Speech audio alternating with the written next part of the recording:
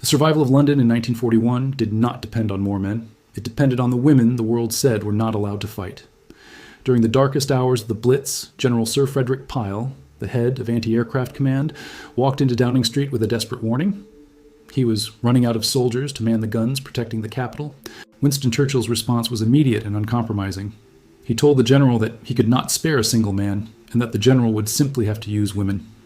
What the world didn't see coming was that the very first person to answer that call was the Prime Minister's own daughter. At just 18 years old, Mary Churchill walked away from the comforts of Chequers and enlisted in the Auxiliary Territorial Service as a humble private. She didn't ask for a symbolic title or a safe office job. She requested to be sent to the ACK-ACK batteries, the mixed gender units that stood on the front lines of the aerial war. While her father directed the global strategy of the British Empire, Mary was busy scrubbing floors in a barracks in Enfield to prove she wasn't just a guest in the army. You can feel the neurological shift that occurred as 56,000 women eventually moved into these mixed batteries, defying every social convention of the era. These ACK-ACK girls were forbidden by royal proclamation from pulling the actual trigger, but they were the brains behind the kill.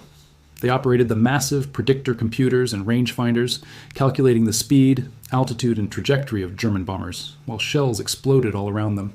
They were the ones who told the men exactly where to fire, turning the defense of London into a high-stakes mathematical duel where a single error meant a city block disappearing in flames. Mary Churchill didn't just participate, she mastered the system. By 1944, she had risen to the rank of junior commander, the equivalent of a captain, and followed the Allied advance across the English Channel into Belgium and Germany. She wasn't an exception. She was the signal for an entire generation of women who realized that when the world is falling apart, you don't wait for permission to save it.